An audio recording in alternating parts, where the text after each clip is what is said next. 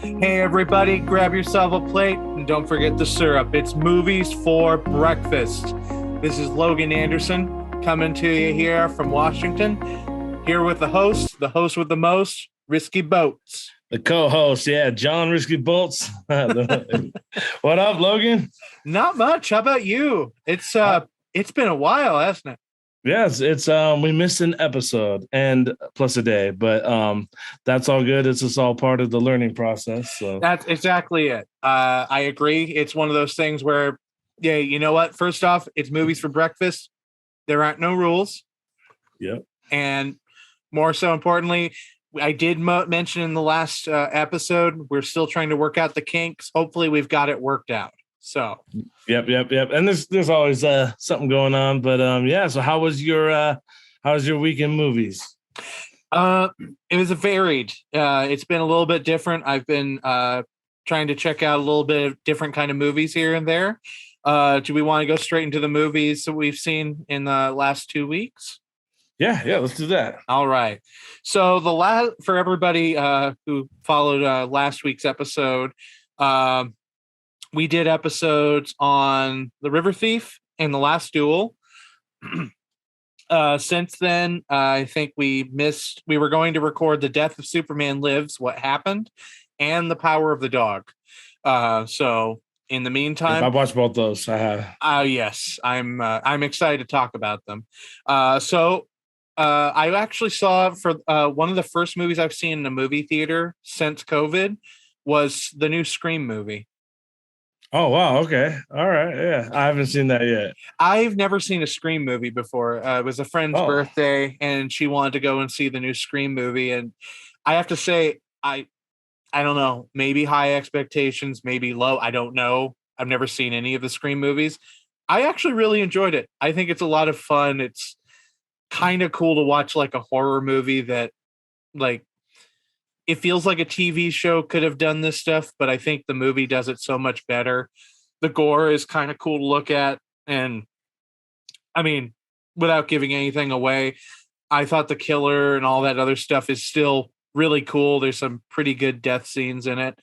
I enjoy it. Okay. I know it had, like, they brought a lot of the original cast back, and I'm sure it filled it with some member berries that probably went right over your head. I wonder if that did you notice like any like the crowd reacting to something that you're like, wait, I don't understand because you haven't seen my theater was mostly empty. I think there were like 8 people and most of them sat behind us. So when we saw it, here's the thing is I'm familiar with the Scream movies, but I haven't seen the Scream movies. Like I know like Jamie Kennedy and Matthew Lillard are in the first one and Neve Campbell and David Arquette, like all of them are in there. Not Matthew Lillard, not Jamie Kennedy. I believe they're dead in those in the first and second movie. I think.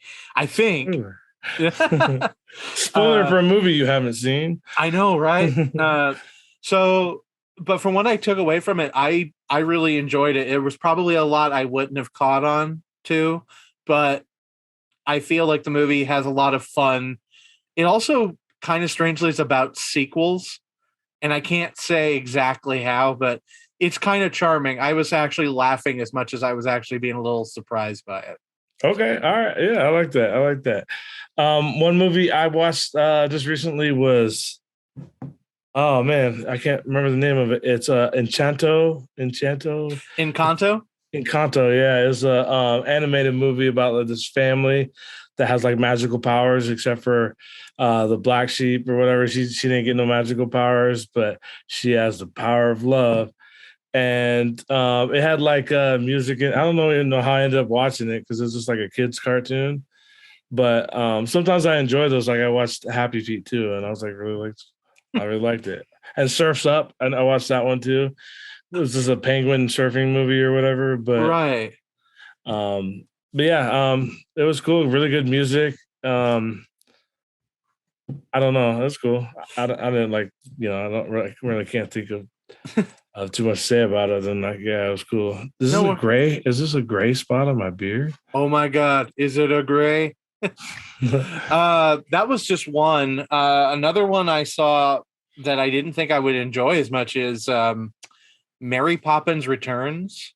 Okay. I the rest of my movies is all like Disney movies for strangely. So the Mary Poppins Returns, which I don't, probably sacrilege to some people. I'm not the biggest Mary Poppins fan, the original one. I think it's okay. I think I saw it not at the right age as a little kid, and I didn't enjoy it as much. But I think the remake is pretty fun. All the music's written by Lin-Manuel Miranda from Hamilton. Well, okay. The music from Encanto is also the same thing. It's all written by Lin-Manuel Miranda. Oh, it had like that type of vibe. Now that you say that, yeah, it felt like that. I'm sorry, it's all good. Not sure what happened there. It's just back to me. There we go. I don't know why it interrupts my thing there. All right, let's see. One second here. Sorry about that. No problem. But yeah, now that you say that, like the vibe of it definitely felt like Hamilton, which is coming to Spokane in May. I'm gonna go see that. So nice. Yeah, that's awesome. Yep. I think Mary Poppins Returns is okay. I think it's got a nice. It's nice.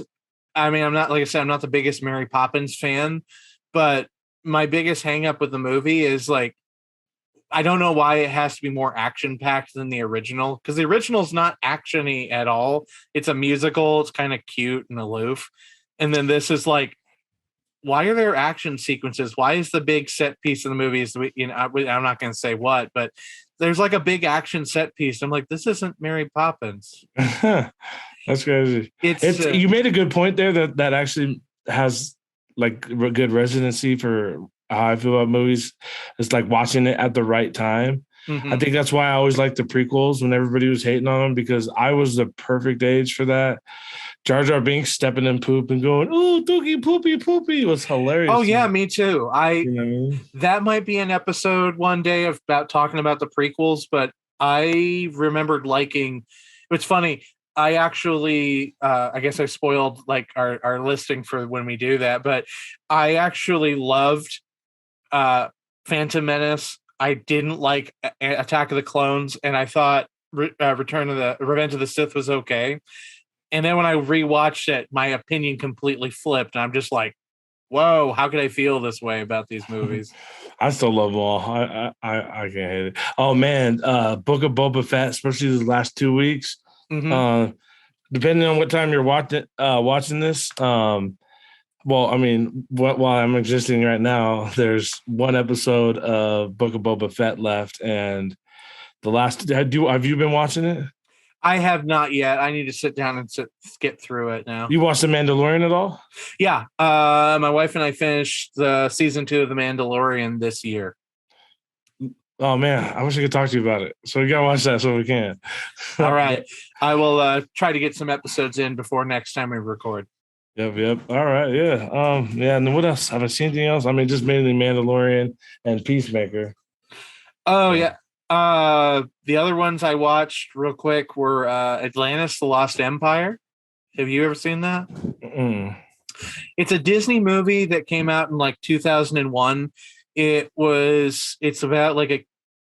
about the city of Atlantis, like the city buried under the water, under the ocean kind of thing. Okay. It's a adventure movie. I went back and watched it with my wife because she had never seen it. And I saw it in the drive-in when I was 11 years old, and I fell in love with it as a kid. I went back to it, and it's good, but it's got its problems. It's not a real story-heavy movie, but I absolutely still really enjoy it. And I also think the directors have a case. They could have sued James Cameron, because it's like there's lots of it that's like ripped into like James Cameron. Everyone jokes about James Cameron watched Dance with Wolves and he ripped that off for Avatar. And then I'm sitting here like, no, he watched Atlantis: The Lost Empire. He ripped off from that movie too. Like, it's a confluence of a bunch of different things, but that's what I think of when I watch the movie. It's like, oh no, it's a bunch of other different movies. So okay, all right, yeah, I'll have to check into that for sure. And then it's on Disney Plus. It's like less than 90 minutes. And then the last one I watched was Onward, the Pixar movie from like 2 years ago. It's like Elves Okay, or whatever. Onward. Yeah, okay. I missed that one. I seen the trailers for it. Have you seen the meme of Pedro Pascal who plays the Mando from Mandalorian? There was like a meme on the internet of him like doing a live. He's doing like a Zoom meeting, like a play recording, and there's a scene of him. There's like a meme of him where he's like he starts laughing and he starts crying and he's like putting all of his emotion into it, and you just see it on his face. I did that at the end of Onward. I was like, oh, okay. If you want to see it, it's a Pedro Pascal meme, and you'll see this thing, and you're like, wait, Mando can act like this? This is amazing. I was doing that in the movie, but it's cute. I didn't. It's one of those, because I know Pixar's does your oh man. No, you're right. Disney Pixar, yeah. They'll pull on your heartstrings, is what I'm saying. Yeah, and I didn't think I was going to enjoy it. Like when I watched the previews and stuff, I'm sitting here like, this kind of looks boring. But then watch the movie, it's like the first 15 minutes are the worst part of it. And then once the movie gets past that, it actually gets kind of fun. It's not great, but I don't know, like it hit me in just the right place. And it's actually a pretty fun little action movie. Chris Pratt's in it, and Tom Holland is in it, and he's pretty good. Yeah. All right, I'll check that. I missed that one. I think that's all the movies I really saw this week, though. It's been kind of crazy. Just been eating my Mr. Beast bars, and I'm gonna have to check those out, man. Yeah. Well, you can buy them from my chocolate factory when I win it. Yeah. Okay. So what do you think? You want to jump into the lists? Sure. So the episode for this week's episode, we were going to do The Power of the Dog and The Death of Superman Lives. What happened? And my suggestion for the show was going to be in honor of a movie that never happened. Why don't we make our list the top 5 movies we wish would have happened? I think that would be kind of cool. Yeah, so. I agree. I should say it should be on there, I guess, but because we're reviewing it, I didn't put it on my list, but the Death of Superman list would be on my list. It'd probably be number 1, actually, but it's just not on the list for whatever reason. Oh, no worries. Yeah. I don't know if it's on your list, if not, but how about you go? You want to go first or how do you do that? You know what? Since I started the show, how about you go first? Let's see what's okay. So mine, it just now recently is coming out as a streaming show, but it originally was going to be a movie, and it was going to be a movie with a really cool director that I think really would have went far. He ended up like repurposing the props to make District 9, which is a good movie. But originally what District 9 was supposed to be, so it was almost maybe a blessing that didn't happen because District 9 was cool, but he was going to make Halo.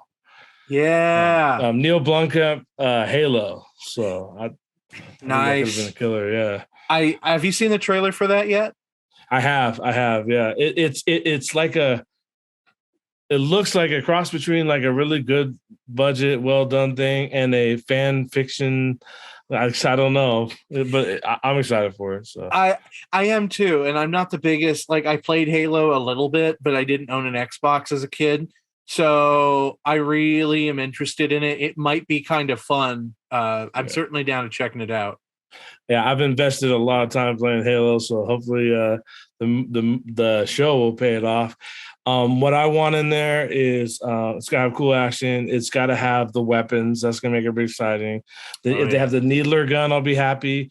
And at some point, Master Chief has to teabag somebody he kills. Otherwise, it's not Halo. So if that doesn't happen, it's not Halo. You know what I mean? Good point. Yeah. Okay. So what's your number 5? So going straight from video game to video game, Super Mario Brothers 2. Okay. So I'm actually a big fan of the Super Mario Brothers movie that came out in like the 90s, like 91, 92, with Bob Hoskins playing Mario and John Leguizamo plays Luigi. And the end of the movie, it's like Mario and Luigi, spoiler alert, go back to the real world, and they're like, oh man, I miss Daisy. She was so cool. And then Princess Peach, Daisy, whatever, kicks down the door, and she has like a flamethrower gun, and she just looks at them and she goes, "You're not gonna believe this." And it was supposed to set up a sequel, like a coup happening in the Mushroom Kingdom or something. And the movie failed, so they never made a sequel. And I kind of wish we had that sequel. It would have been stupid as heck, and I would have loved it. I don't remember that.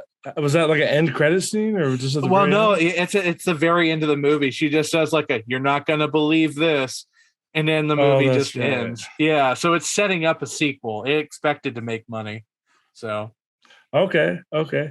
So my number 4, I don't know if I would have been as excited for you as that, but I'll let you get that. My number 4 is kind of got a little bit revamped. Maybe it'll happen now, actually, after seeing the new Spider-Man. But it's kind of 2 movies, but I'll make it kind of one since it's one thing, that thing. But it's Spider-Man, The Amazing Spider-Man 3, but more importantly, Sam Raimi's Spider-Man 4. I think that could have really been a cool thing. I was a big fan of the Spider-Man, Sam Raimi Spider-Man movies. Mm-hmm. Every Spider-Man movie I liked. I thought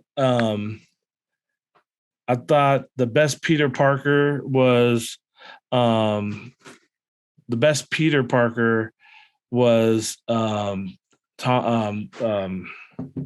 first one, which is his Tobey Maguire. Tobey Maguire. And I feel like the best Spider-Man was Andrew Garfield, but the best like all around both is Tom Holland. Yeah. If that makes sense. But I feel like man, if we would have gotten number 4 there, I would have really been interested to see what Sam Raimi had in store for that. And maybe it'll happen. I don't know. This is a strange world we live in. Have you heard what his Spider-Man 4 was supposed to be? Yeah, and I've even seen like he had the storyboards of it. He was gonna have the Vulture in it. It was gonna be an extravaganza. Yeah, I could definitely see that, and you got a point. I mean, to this day and age, anything could happen. So I mean, that would be awesome. I would have loved Spider-Man 4. Yeah, okay, yeah. Number 4 for me is a movie that technically already happened, but it's different casting. That's kind of what most of my list is different casting. And one that I would have loved is Raul Julia, who played Gomez Addams in the Addams Family movies, the first 2. He also played M. Bison in Street Fighter, which is one of my favorite movies. He was originally supposed to play Antonio Banderas, Anthony Hopkins' character in The Mask of Zorro, like the Zorro movie from the 90s.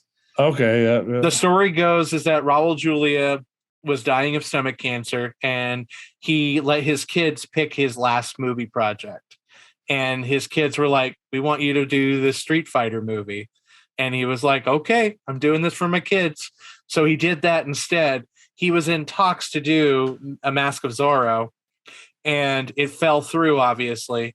But I guess like he was a really like if you've seen Addams Family, like could you imagine Gomez Addams, but he's in decked like the Zorro, like doing swashbuckling and like horseback riding. Like it would have been so cool. No disrespect to Anthony Hopkins, but I want that movie. I want to go into the alternate dimension where I can watch that movie, and it would be awesome.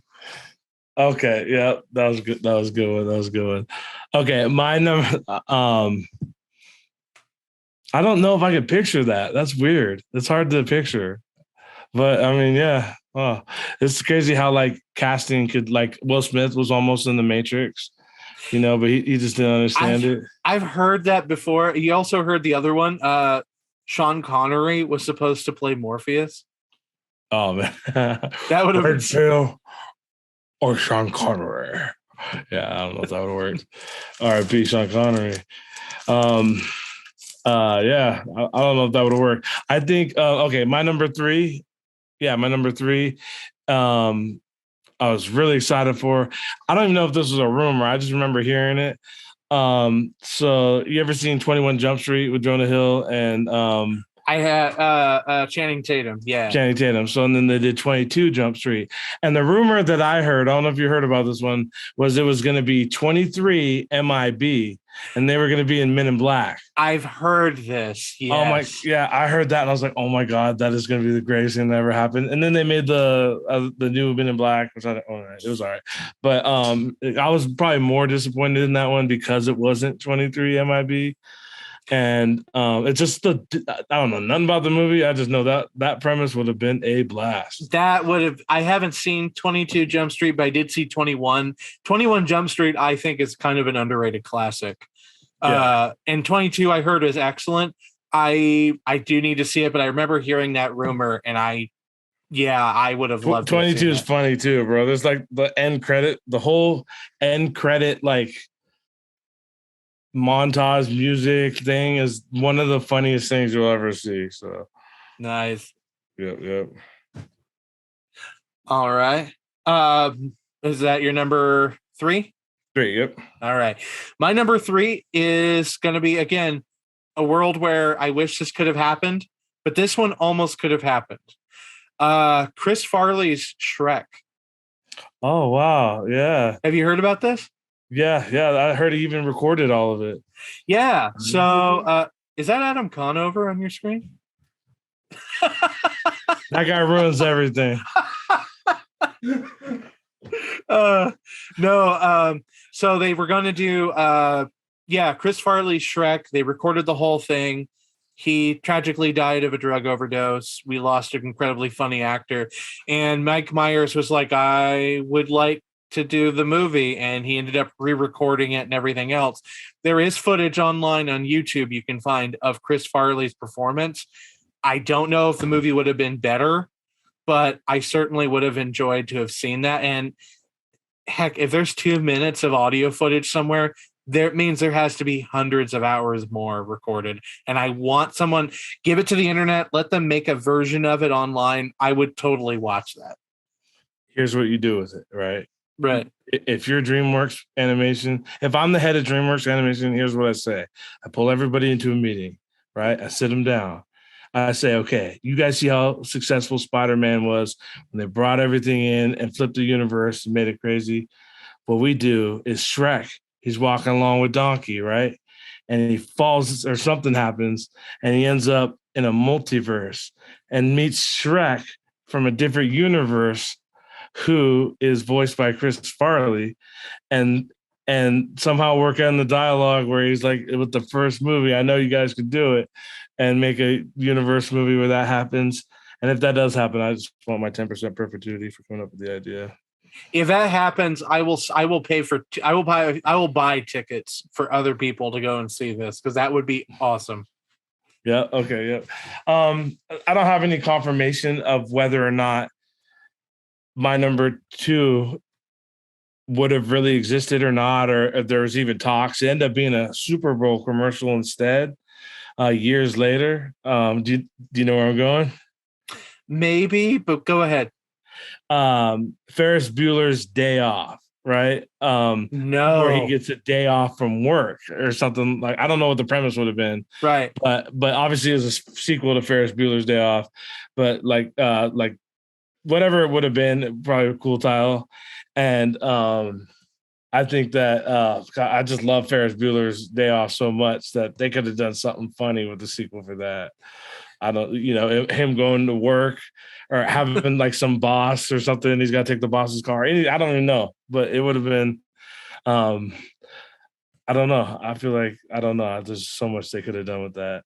See, it's funny you said that, because the thing I remember was, wasn't there a Super Bowl? It was a Super Bowl commercial. It was an advertisement for Australia, and it was a reboot of Crocodile Dundee with, it had like Chris Hemsworth and Margot Robbie, and Crocodile Dundee's son grows up to be the one dude from Eastbound and Down. I can't think of the guy's name. Oh God, it's gonna kill me. Yeah, I haven't.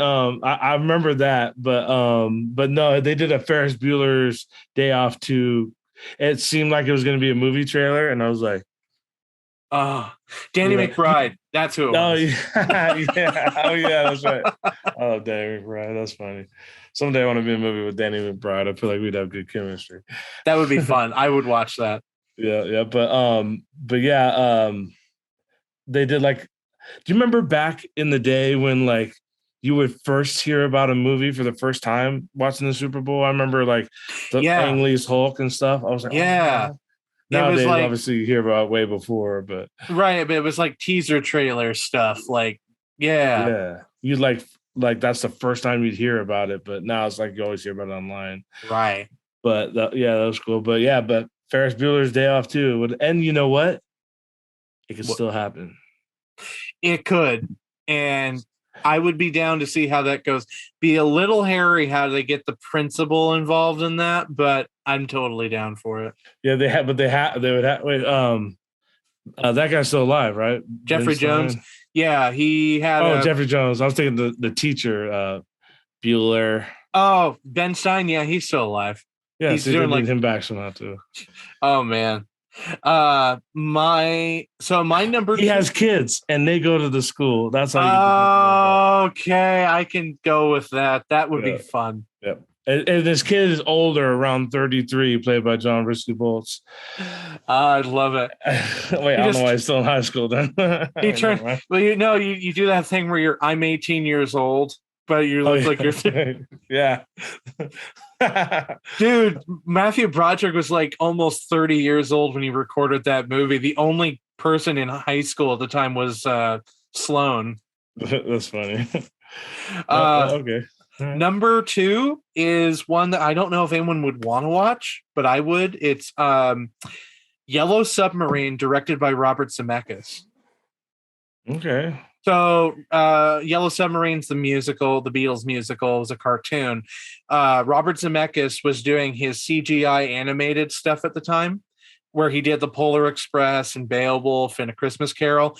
A lot of people don't like those movies. I kind of enjoy most of them. But he had an idea of doing Yellow Submarine, and it was going to be like Cary Elwes, the guy who plays he is in he's Wesley in Princess Bride, and Peter Serafinowicz, who was like the voice of Darth Maul. He played the Tick on the live action Amazon show. Yeah. They were going to do like impressions of the Beatles, and they were going to do like a CGI animated thing of Yellow Submarine. And there's footage you can find online of them doing like CGI tests. And it looks like the weirdest thing in the world because it's photorealistic animated Beatles. Like Polar Express photorealistic? Kind of, but they look better than they did then because the tech is like people made them in like remade it in like the last few years with like their own personal computers. Like, I would totally be down for that. It would be trippy as all hell, and I would totally be down for it. Okay. All right. All right. My number 1 is Reservoir Cats. Now, Quentin Tarantino, he did Reservoir Dogs, right? And Reservoir Cat. No, I'm joking. You had me for a moment there. No. It's I just was.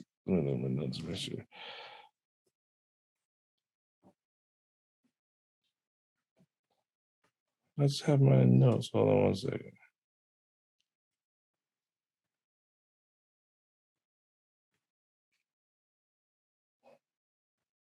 So sorry.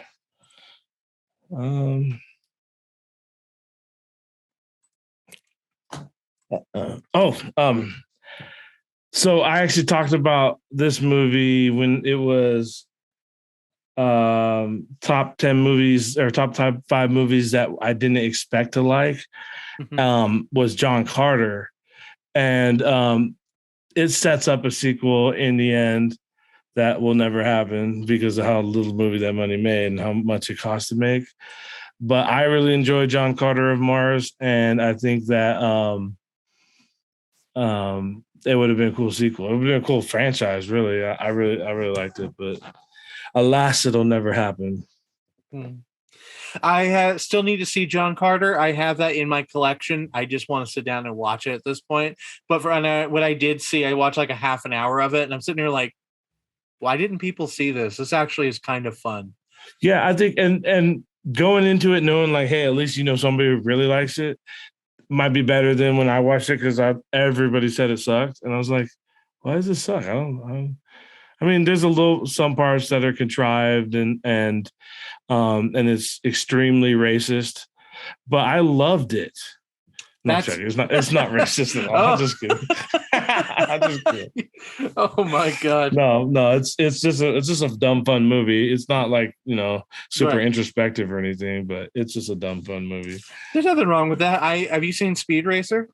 I love that. Yeah, movie. That's another great one. That's a movie that I wish I could say Speed Racer 2, but I mean, the world, you never know, but no one will ever make a Speed Racer 2 unless I'm wrong. But there's nothing wrong with fun movies. I'm sure I'll add some at the end of my year list when we do this. Who directed Speed Racer again? It was somebody. The Wachowskis. Yeah, that's right. It was the ones who did The Matrix. Lana and Lily, yeah. Yeah. Huh? My number one is going to be one that has been in what's called development hell for decades. It's called A Confederacy of Dunces. It's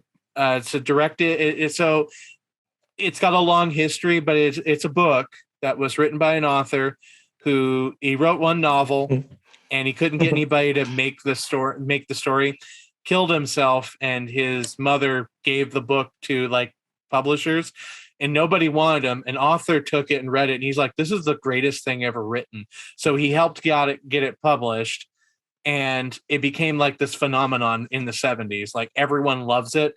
And they've been trying to make it into a movie for literally like the last 4 decades. And every time something happens, because it's about a major character, and he's like a big fat dude who lives with his mom, and he's kind of a loser, and everything else is like the joke. And his name is Ignatius Riley.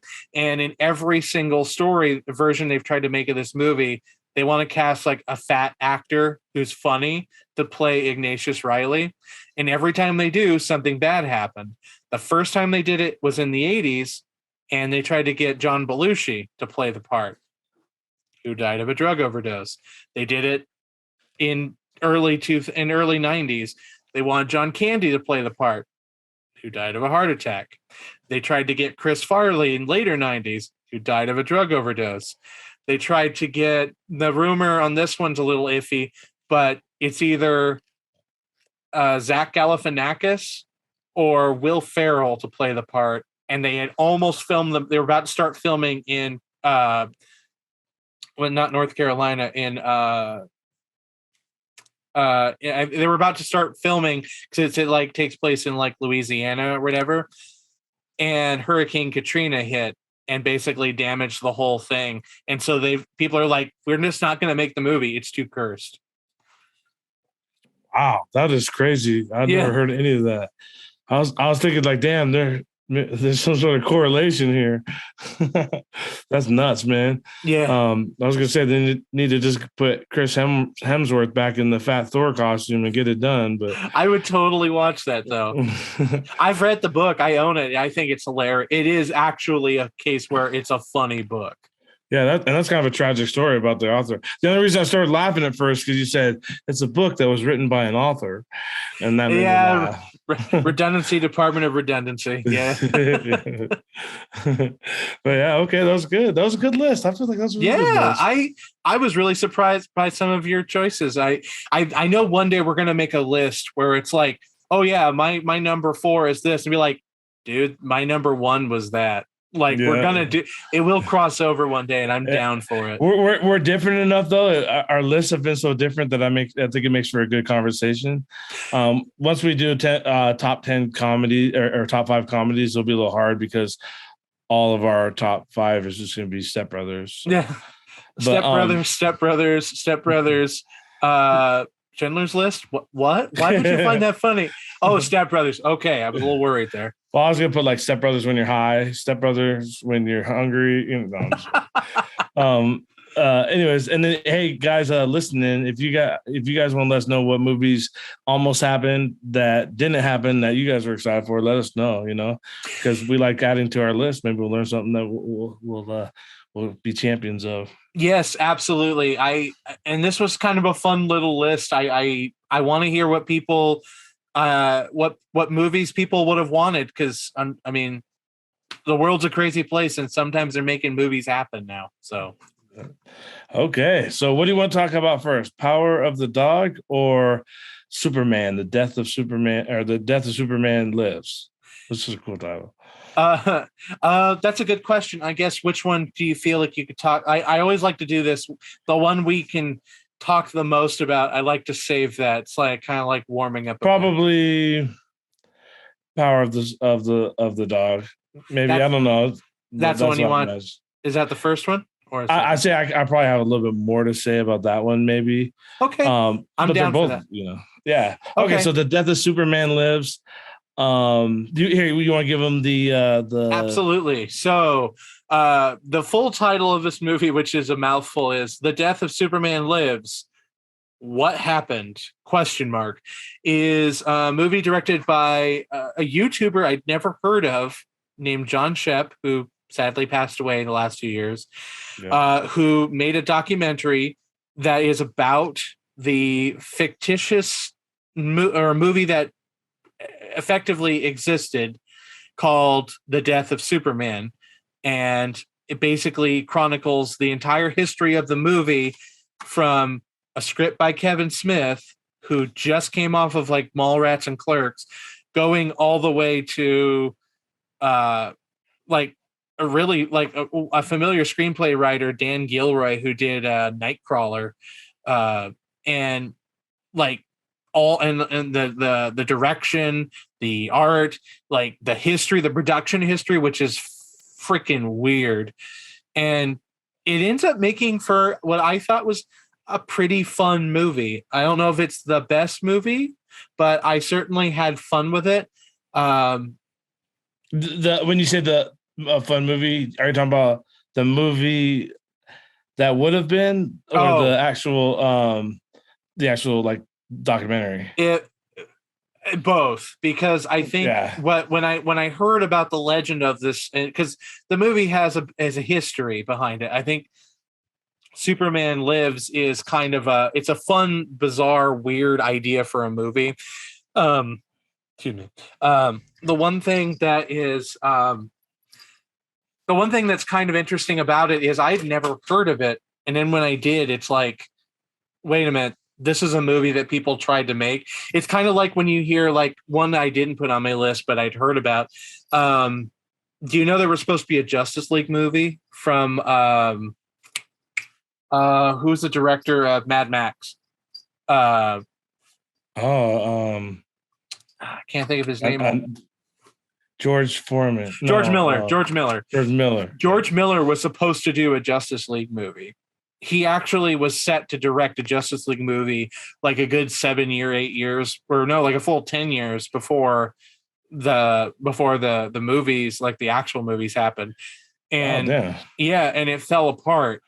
Like when you hear about that with superhero movies, like I mean, maybe it's just me and I'm a little bit jaded, but I find that I'm more interested about the superhero movies that happen post whatever this whole what cinematic universes are, because there's something so fun about the idea of like a movie that's just its own contained idea, and not just a movie. That's why the Joker was so good. The Joker, the new one. I still need to see that. It's on my list on HBO Max. I still need to watch it. Definitely watch that, because it's different than even what you're probably expecting it is. Right. But more to your point, I know what you're saying. Like it almost, I think you meant pre this era, right? You said post, but did you mean like pre? Yes, you're right. Yeah, because I'm totally with you there. It's just because like, especially with Marvel movies, right? Which I love the cinematic universe. I think it's the greatest thing, but it's almost a little limiting that they all have to connect into this universe. That's why I kind of like what DC is doing a little. It's weird to say it's different because when the cinematic universe came out, that was so different and like a crazy thing, you know what I mean? Right. But it's cool that they have like, they have like two Batmans coming out, you know what I mean? And it's just like I'm for it. See, and that's the thing I like about it is, so in the timeline that they set in the movie, this is basically happening immediately after Batman Returns, the one with the Penguin. So that's 93. Yep. So if I'm following the timeline correctly, it's like 96 they start working on this, 95, 96. And then they eventually get to Wild Wild West in 1990. I think it's 98 or 99. Yeah, the giant spider. Remember I was talking about the giant spider? Yeah. I couldn't get over that, dude. He's so one of the funny things about the movie is apparently there is John Peters, who was a hairdresser for Barbra Streisand, who basically got like a job as a producer because it's like, oh, my friend Barbara, she got me in. And then he basically just is like a maniac. Like the dude is I mean, no hyperbole. The man seems like he's genuinely insane. And he's it's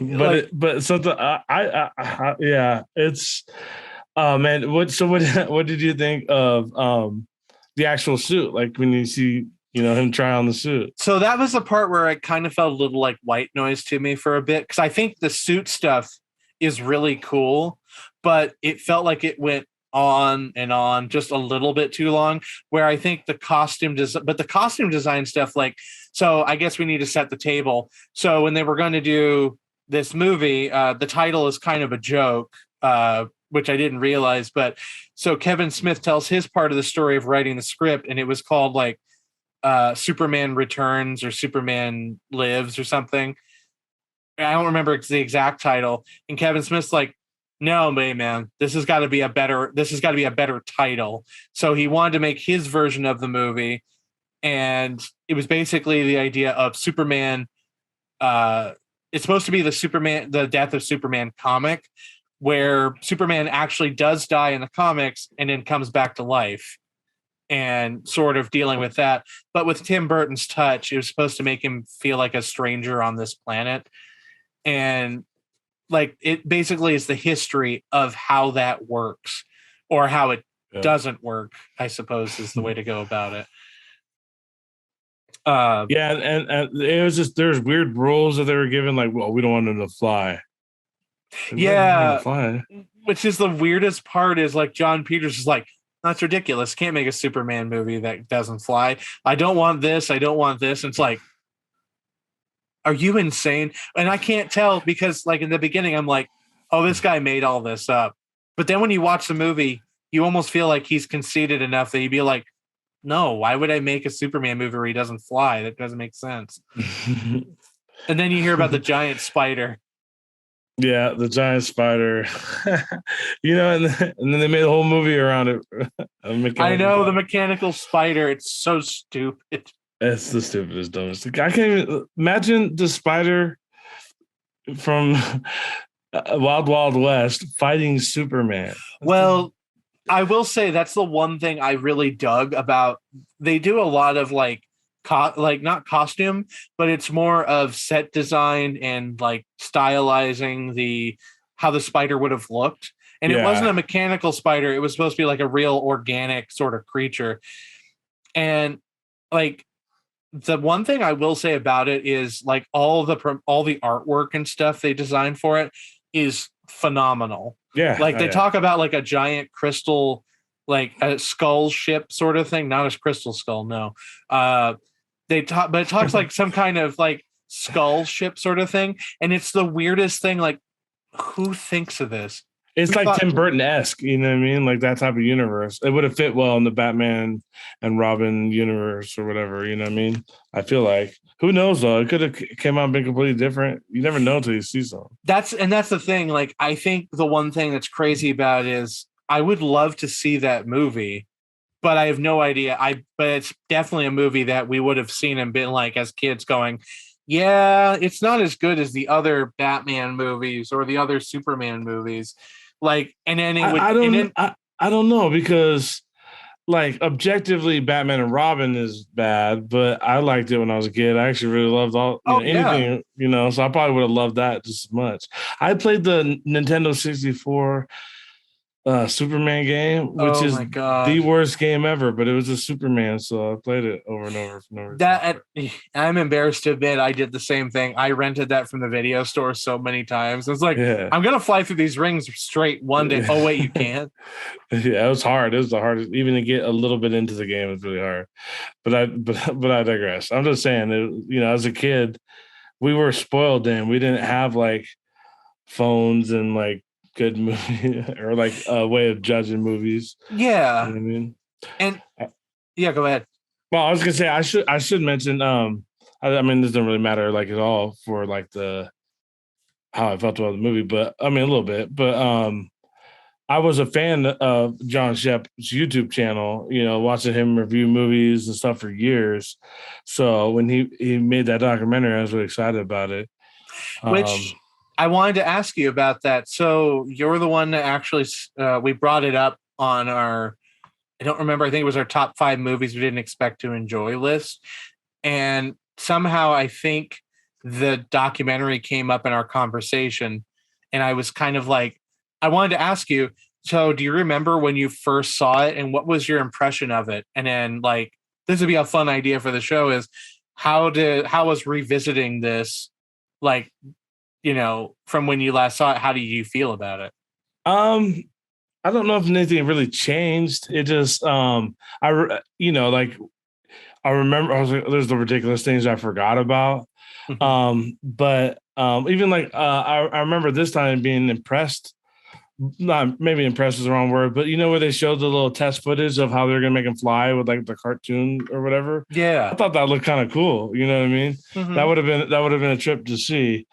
How they would have got past the challenges of trying to make Superman fly in the 90s, because I mean obviously they did it before that, but it looked like a guy on a green screen. They were trying to avoid that look. I thought might have been a cool thing. But revisiting it felt I don't know, it almost like it's Jon Schnepp is like his last gift. I don't know why it's not on anything. That's so weird to me. So I did find that out. It turns out that for some reason there's no streaming rights to it. You basically would have to go to the Death of Superman Lives website, and then you can buy it or rent it through his website, which is really weird. And I didn't know about that until after I posted the episode. So it was like, well, you can pay $4 to rent it, or you can pay like $20 to get like a digital copy with like deleted scenes and stuff. But there is no way to get like a physical copy. I was unsure about that, but I'd almost be curious to add that to the collection. Like, it's that kind of fun sort of movie that I would add that almost to my collection. Yeah, I think I would too. Revisiting it felt good. It was it's one of there's documentaries that you can watch every once in a while. I just, because we brought it up on a podcast, I showed my brother. We watched Dear Zachary again, and that was, you know what I mean? Ooh. We were sitting there like, crying in his eyes and stuff, and yeah, you know what I mean? It's that's a sad one. Mm-hmm. It really is, but it's one that like it's like it sticks with you. I got like a little section of documentaries that I feel like, and they don't have to be sad, you know what I mean? Just whatever feel powerful, Right. I was gonna say the one thing I was really surprised by was it feels so weird. It almost feels like it's kind of like that thing where you go to like amusement parks and they have the rules of like whenever characters are in costume, like you have the Mickey Mouse like guy walking around at Disney World, you cannot take the suit off. You have to be behind this certain door before you can actually you can't drop character. Yeah. And it feels like that when there's the footage of Nicolas Cage with the wig and the Superman suit, and he's like looking in the mirror talking about, oh yeah, it just feels weird, like it was so weird. And it just seemed like it's like a kid in a candy store feeling when that happens. And then like Tim Burton, which you can feel about Tim Burton however you like. I like most of his movies. I don't think he's the most interesting person to interview because he kind of seems like, oh yeah, the thing, and then it's like. Yeah. Although I like the one good thing I can say about Tim Burton that nobody can deny is he has a vision. He's what's the word I'm looking for? Auteur, right? Is that the right word? Where like you could see a scene that maybe he just filmed it of a movie you've never seen before, and you'd be like, oh, that's Tim Burton. You can tell right away. Yeah, that's so much so like there's movies that he's influenced or whatever that people think he directed because it has that type of look a little bit like the Nightmare on Elm Street or Nightmare Before Christmas. Yeah, exactly. Nightmare Before Christmas is way different. Right? Yeah, no, it borrows a lot of his aesthetics, but it's never been directed by him. He's produced it. Exactly. Yeah. So I mean, so like he's definitely is that the right word I'm thinking of? Auteur. Auteur, yeah, he does, and that's the one thing I kind of like about it, and I think it's the right word for it. Is like his auteur, his style. Because I think Batman Returns is actually like one of his best. Like, I say that having not seen Ed Wood, I haven't rewatched like Mars Attacks in a really long time, but Batman Returns is like one of my favorite superhero movies. Like I saw it a couple of years ago, and I'm like, this is amazing. Like it's so much fun, and I think the one thing I like about it is it's Tim Burton being let off his leash. And that's the one thing I really liked about the movie that, again, I wish would happen. That doesn't happen post MCU now is you don't let directors have their unique visions of movies. They're always having to serve to an end goal. And it always I think that's true to an extent. But if it's a movie like not based on anything else, I think they can get away with it a little bit more. Mm-hmm. Or like I'm really proud of DC for letting James Gunn do what he wants with Peacemaker because I love that show's been excellent. Or like you think about some Tim Burton movies where he like got to do it. Edward Nipplehands Edward Scissorhands. That was a crazy off the wall movie about a guy with hands for scissors, but and I think scissors for hands. And I think that's the one thing I kind of enjoy. Like another movie, a superhero movie I enjoy. Like maybe I'm in the minority here, but I really like Ang Lee's Hulk from 2003. That's another one of my favorite superhero. It's another movie that's like you'll never have a movie like this. Like there's a whole monologue between Nick Nolte yelling at Eric Bana, and it's like watching a stage production. Yeah, and there's really good parts of it, but the parts of it that are really good aren't the superhero parts. Right. I feel like, and he tried too much. Not to critique it too much, but he tried to too much to make it like a comic book. Like he had like, oh, there's a comic book movie. It needs to have, edited like a comic book. And Ang Lee takes it so literal.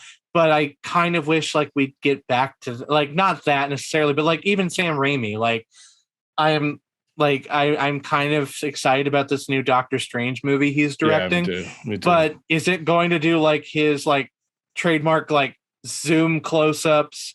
And is it going to be like kind of weird, like his sense of humor, like the reason we fell in love with him in the first place? I hope so. That's what I'm hoping because it's like, James Gunn did a good job with Guardians and subsequently a great job with Suicide Squad. Those movies feel like they're kind of in their own leagues. Yeah. But like, I want more of the, like, I get it. I know you're telling a story, but like let directors make weird decisions with movies again, because because at the end of the day, you're still going to put them in like, whatever Avengers 2 is going to be or something when you do the new batch. I still know we're going to get that movie. I just want more of directors with their own little fingerprints on it.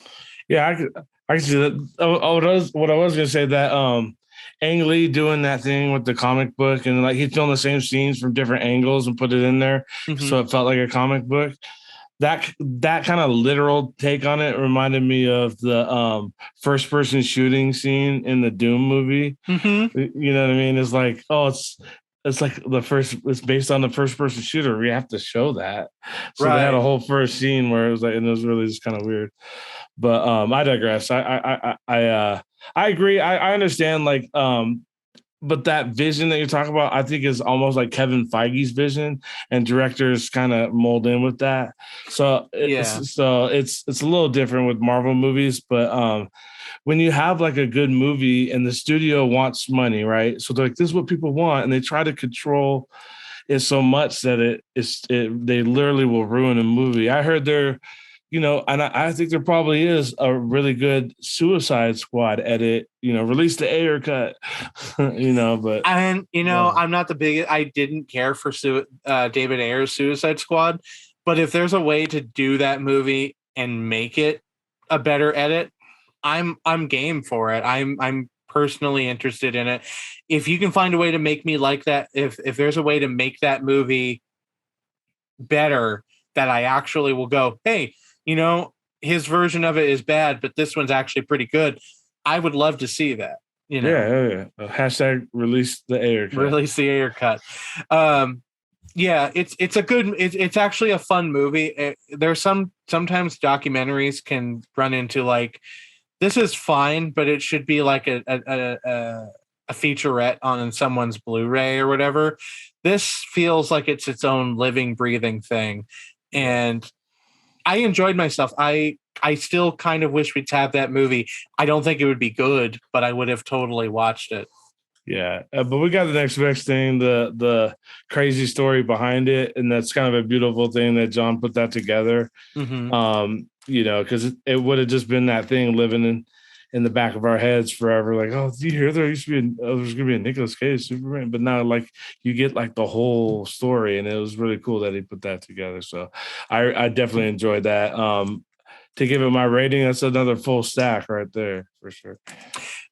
Really good. I would give it three pancakes with the maple syrup. I think it's a fun movie. It maybe feels like it goes on a bit too long with the world crafting a little bit, but once it gets itself back on the rails, it's still a fun movie to watch. It's still unreal that this almost existed.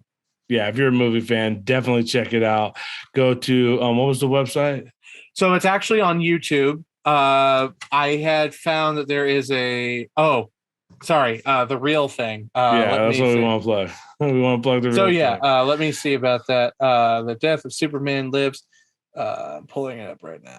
Yep. And then download the movie and purchase the movie. I'm sure that goes to his family and everything. He's a really good YouTuber. You can go back, look at like I remember when I first watched X-Men Days of Future Past, I was like, "Wow, that was the greatest movie ever!" I just like super loved it, and went and watched his review, and he's like, "Yeah, it's the greatest movie ever." I was like, "Yeah." Anyways, I digress. But yeah, okay.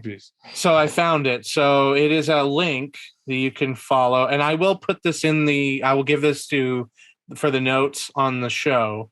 Perfect. But it is. Let me see. I'm pulling up the link right here. Yeah, they have digital purchase options. I don't know if a physical copy ever came out of this, but you would look it up as the death of. This is all one word. The Death of Superman Lives. What happened? .vhx.tv. And yeah, it's like they have like a super pack digital version for $30. Then there's like a $20 version, a $4 rental, or $15 buy of just the movie. Yeah, it's something else. Yep, perfect, awesome. Yeah. I'm glad you checked that out, man. It's cool to talk to you about it. So, all right. So next we're going to talk about the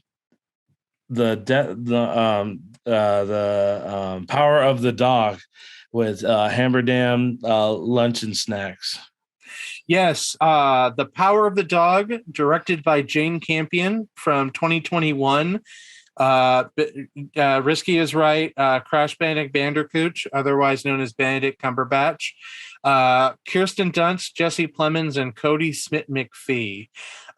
Basically, it's a Western, or it's set in the world of a Western. It's like the early 20s, 1920s.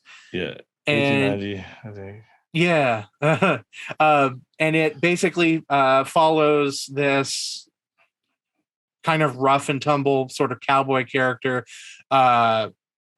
Phil Burbank, played by Cumberbatch, who I'm not going to lie, for most of the movie, I wanted to call him Benedict son of a bitch, because he is an ass, and I loved it. But he's basically this, he's a rancher who is just got a mean streak, and his brother, Jesse Plemons, ends up marrying a woman who owns a restaurant, kind of owns like a little, like an inn sort of thing. And basically her son, she and the son interact with Cumberbatch's character, Phil Burbank, as he basically just sort of emotionally terrorizes them. But it's not a horror film, at least not in a traditional sense. And it's a really interesting drama too. We'll get into it here in a moment, but yeah, I'm surprised that you have that much to say about what happens in the movie when it feels like nothing happens in the movie, but on purpose, right? So it's not like I didn't know anything about it. I thought it was going to be like a regular Western, you know what I mean? Cowboys, guns. Right. It's a dialogue movie. It's a slow burn.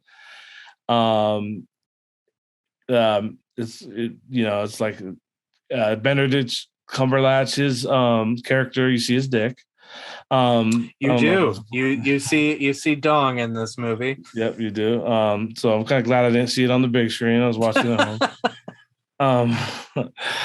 But his character is like this, yeah, like you said, an asshole. But like they also give you like scenes where he's in private, and you kind of get this glimpse of like, that's almost an act, kind of little hints of that. Mm-hmm. I felt I don't know if he's jealous or like, you don't really get his motivation. It's just kind of left vague. What I'll say about it is it's like, it's shot really beautifully. There's really like beautiful scenery and stuff like that. I'm not talking about the penis thing, mm-hmm. but like there's the scenery and stuff. Give me a second. There's that dramatic lighting that happens. I will fix that. Go ahead and keep recording. Okay, yeah. And then I like obviously it's acting is excellent in it. Great cinematography. To me, it was a little boring. Maybe it's because I was expecting to see a Western, but you can't always get what you want. But if you try sometimes, you just might find you get what you need. But yeah, so it was a Western that wasn't. It used the Western more as a. I don't know. I don't know. What do you think, man? So what I did learn about the movie is it is loosely based off a book. Yep. The title, I don't know how. The title was actually it throws you. It really does, because it does explain what the title's about. But I don't know. It's one of the weirdest things I've ever seen. I'll stress up front, I'm not the biggest fan of Westerns. I'm one of those people that a Western has to have a really good way of catching me, because maybe people feel this way, or I do, at least the way I do. Westerns are just samurai movies. They have 6 shooters instead of katanas. And that's the way I kind of had to reason it with myself, is like, oh, Kill Bill technically is kind of a Western. It's just, shot in the East, just like the whole thing. Like Seven Samurai is Magnificent Seven, that sort of thing. This isn't one of those. It's more contemplative. It's actually kind of like it's a word that Risky uses all the time, and I agree. It's like introspective kind of movie. It's sort of like it challenges the idea of what a Western is by kind of using Benedict Cumberbatch's character. What is his name?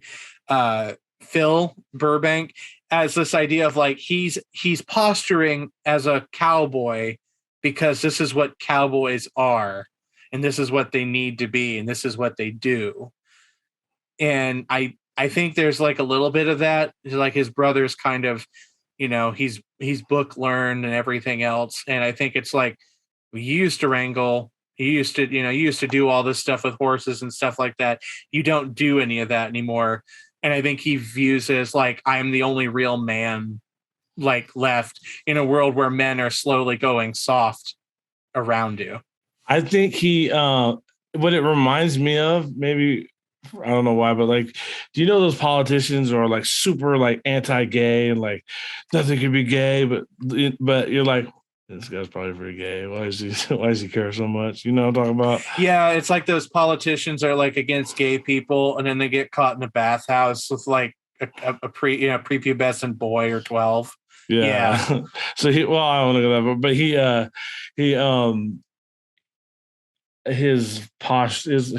it's all like posturing and like he's a dick on purpose, and but nothing happens in the movie. I should say I was bored. I was pretty bored with it.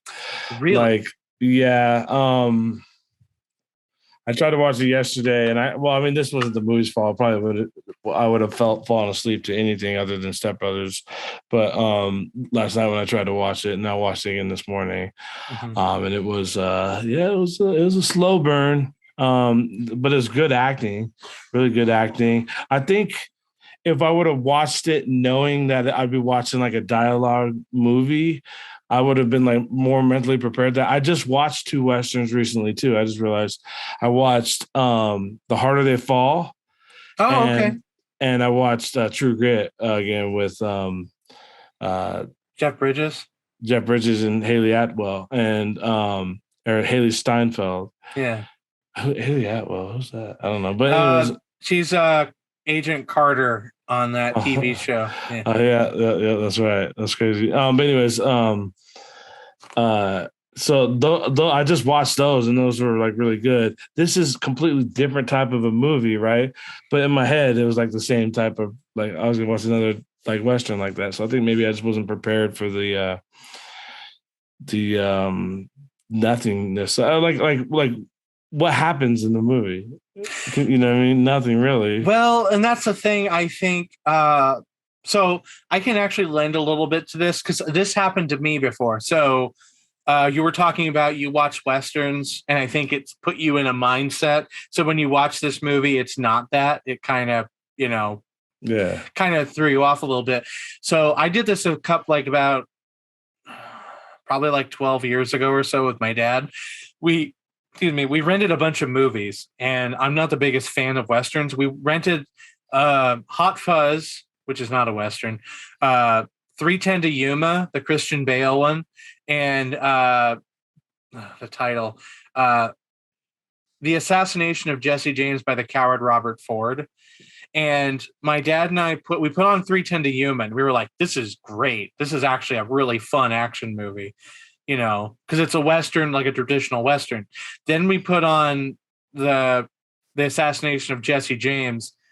And the biggest problem we had while watching that movie is it's a talking movie. Like, you cannot go into an action heavy movie and then go into a quiet contemplative drama, because we didn't know that going into it. We thought it was a Western. So, what you think a Western is.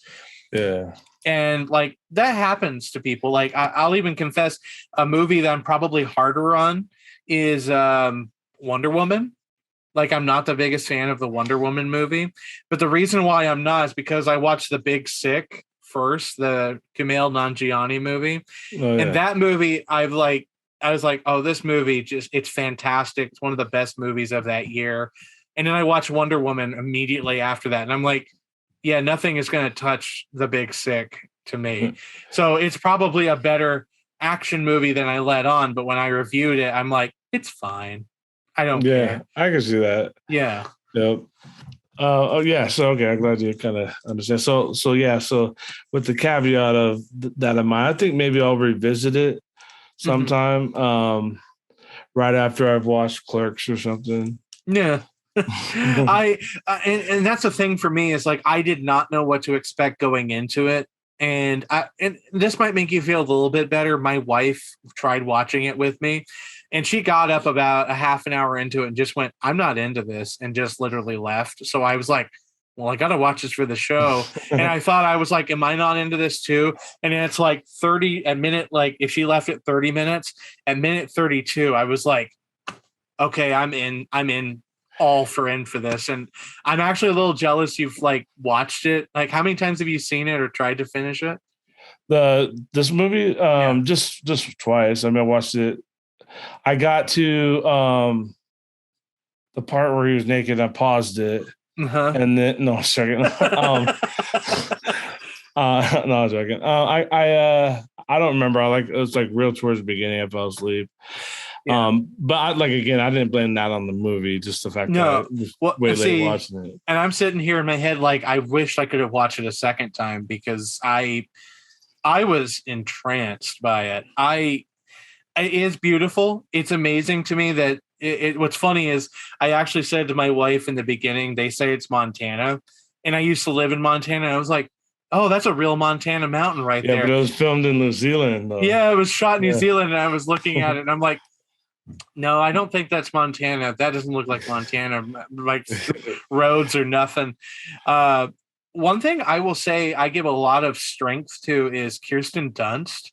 She's playing a really thankless role, and she does a really good job of playing she plays a really miserable woman in this movie.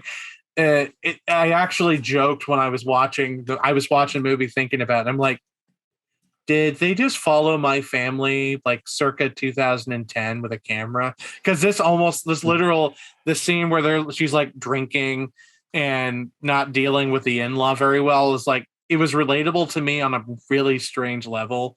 Like I won't go into it, but that situation nearly happened there. I didn't see anybody's Johnson or anything. That part was a bit weird, but it was like I related so much on that level with like the dealing with the family members and they don't see eye to eye and like the conflict and stuff. I was taken in and I didn't know where it was going. And then when I got to the end of the movie, my jaw hit the floor and I was like, wait, what? Like, yeah, I loved it. Okay. We can talk about the ending, but it has a lot of maybe this, I sound like I'm joking. I probably am, but like a lot of like male visual. I mean, like obviously you see Benedict Cumberbatch, but you also see like a bull getting castrated. Yeah, you know what I mean. Well, that's the one thing I like about it is it kind of tackles the idea of like masculinity. And it's directed by a woman, which I thought was kind of interesting. It's like Jane Campion. She's had a career of doing stuff like this with movies where she tackles stuff in a reel about adult movies.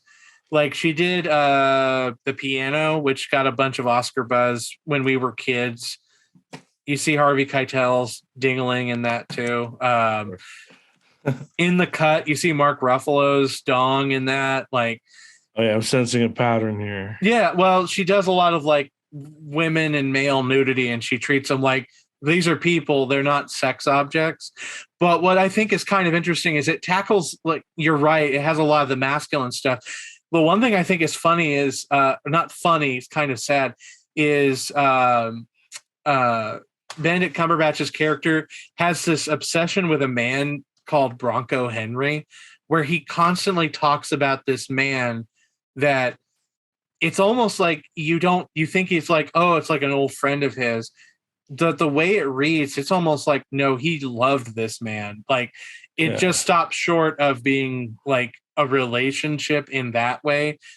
And it's more of like a friendship. But the way it's being read on camera, it's like it's like Phil can't not stop thinking about him, and it's kind of sad, but it doesn't make him less forgivable in any capacity. He's still unpleasant to be around. Like, I don't know how I feel about it. It's so strange, but I kind of like that. And if you also pay attention on the, did you see on the saddle that there's hearts on Bronco Henry's saddle? Oh, no, but that's interesting. Yeah, it's like, I think the movie's probably a little, it's like, if you didn't notice it, then I don't think it's heavy-handed necessarily, but I think it's like, no, he loves this man to the point of obsession to some degree. I mean, and there's more obvious examples, but yeah. Do you think that feeds into his, like, maybe he's lying about himself to something that feeds into his needless aggression? And I think so. I really do, because I think that you hear about that, like, it's always that thing with like bullies in high school where they always tease you about, oh, you're gay, I bet you're gay, and they can't lay off of it. And it's like, well, you're picking on somebody for being gay. It probably means you might be a little bit gay too. You're afraid to admit that to yourself. Yeah. And I think he's the kind of person, like, he sees Kodi Smit-McPhee's Peter in the movie, who makes a flower. Like, you see one image in the movie where he makes a flower out of a book, and it's gorgeous. And then this man just kind of like, oh, la dee da, he's like making fun of him. And I think it's like, a rose by any other name is still a rose. And I think in this case, it's like, you're gay. You're just gay in a more butch, modern, masculine way, to his kind of being a bit fey and a little bit more not feminine, but I think that's kind of how it reads a little bit. He's soft. Maybe that him, like, I mean, he wasn't out or anything, but him being more about it made him jealous and angry. I don't know. That's me just like projecting, but no, like, I got that feeling from it too. And then I think it's like, as because they do end up kind of slowly like bonding to some degree. The thing that threw me that I'm not sure I understand is, I can't tell if the ending is him being malicious or if he unintentionally does what he does at the end of the movie. And that's the only part I can't figure out, but that was by design, I'm sure. Like, it's one of those endings where it's like, we watch the same ending, you might have a whole different idea about it than I do. You know what I mean? That's true. But at the end of the day, okay, so I liked it. I didn't hate it at all. So I mean, it's in the positive rating for me. If I were to, should I do the pancake rating, you think? Mm-hmm. Yeah, I'll give it. Yeah, I'd be on the positive side. So it's gonna be 3 and pancakes and some syrup. So 3.5 is what that means, guys. By the way. Yeah. If this was the one thing I hate about this is that I wished I watched this movie last year, because this would have made it in my top 5. This is a solid full stack of pancakes with the syrup for me. Oh, is that our first one? Wait. My first one. I loved this movie. I was like, it is slow, but it's by design. I think it's cool to watch a movie that's willing to take its time with it. I get it. If you're tired, I've done that with movies before where I'm just not into it and I'm exhausted. And sometimes the spell works and I'll stay awake even though I'm tired and watch a whole movie. And sometimes I just can't sit through it. I got to wait and have a cup of coffee with it or something, But for me, like, I was entranced by it. I want to watch it again. It depends on what we do for the end of the year here. If we decide to do top 10 movies we watched in 2022, this is going on my list. If we do, like, maybe if there's only 5, who knows? Well, we'll see. I was going to say, hopefully we're going to see more new movies in 2022. And we should probably make it top 10 actually, but yeah. Yeah. But yeah, for me, I was like, I was engaged by it. I really enjoyed it. I think the acting is phenomenal. And I don't know what sort of chances this is going to have for Oscar season, because I guess So we have to decide, do we want to do an Oscars episode or not, because the results are being announced February 8th of the nominees, and this has to be somewhere. It's either I'm so into the Oscars. I definitely want to do a whole. I like to watch. This is a little nerdy of me, but you might do it too. But I like when the list comes out, I watch everything, even the like the short films, the foreign films. I'll make it a point to watch every one of there. So if we're serious about doing that, I will do that, because I've never done that before. But I would really do it. It makes the it's almost like probably how my dad feels when he watches football, because he knows all the players and all the teams and stuff. Yeah, and he's like, oh, and I'm like, oh, he's excited about. I don't, you know what I mean? But so if you do that with it makes it that much more, and listen to all the songs that are nominated, you know what I mean? Just like, it's just a blast. Oh yeah.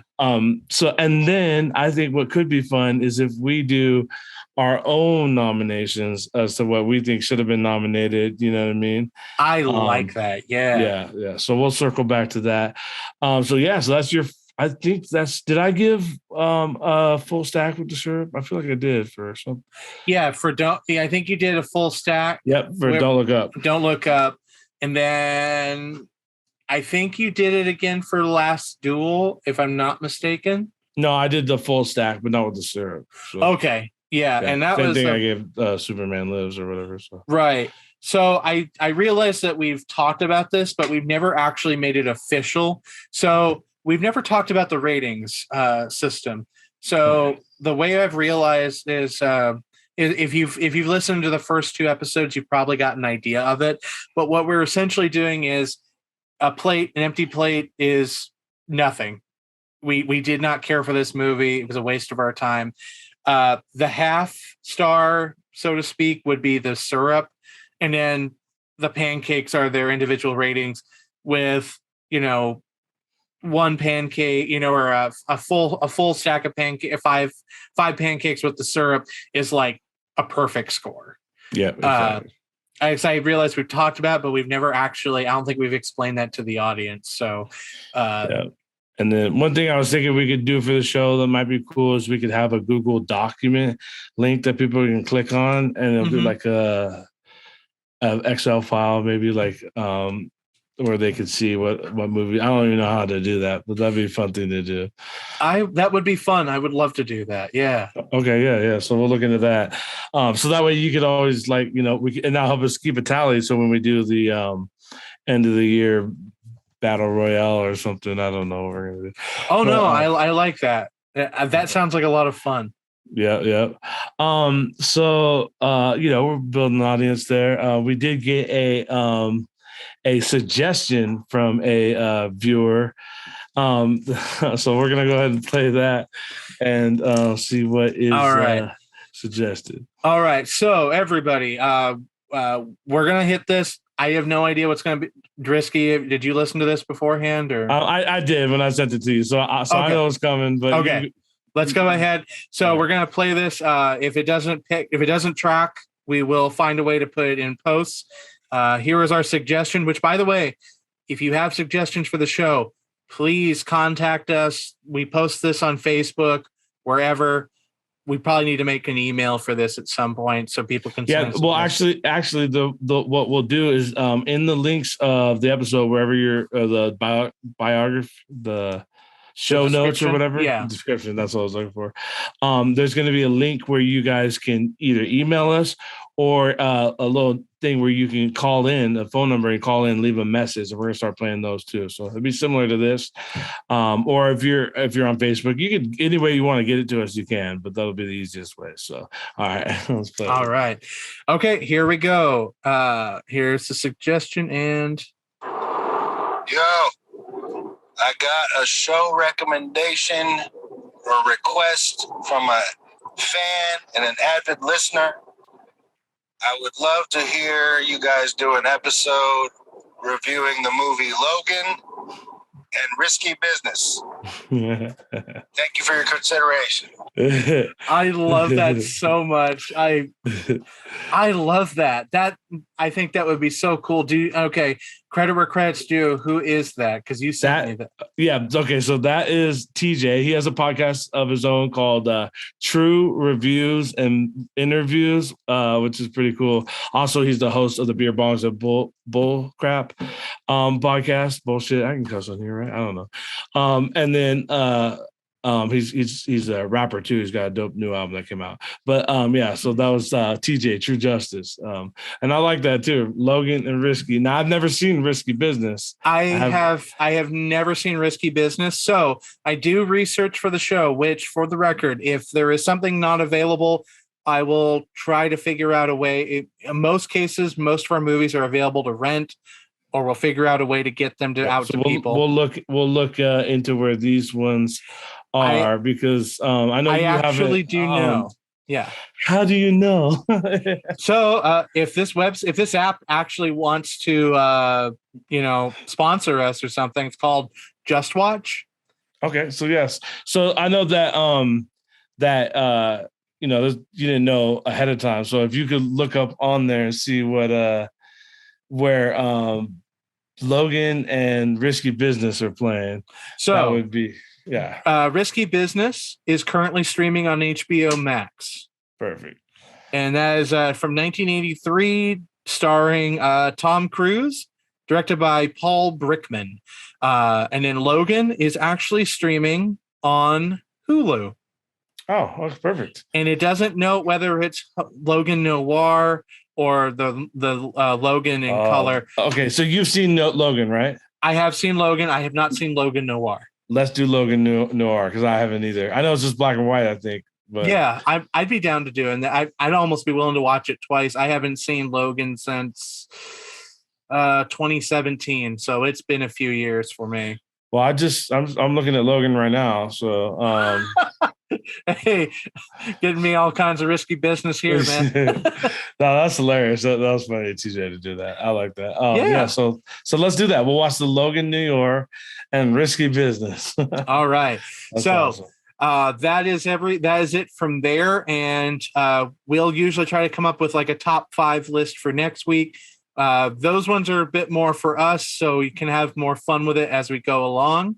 If anyone has ideas for suggestions on top 5 ideas, new movie suggestions, anything, we are down for just about everything. As I mentioned at the beginning of the show, we are willing to go out to the movie theater. My wife and I are trying to budget it so we can go out to see new movies and stuff like that.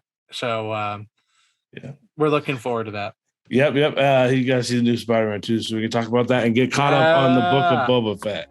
Yes. Book of Boba Fett, so we can talk about that. But all right, guys, you know what to do. Make sure you like and subscribe. Leave a review in iTunes. That does help.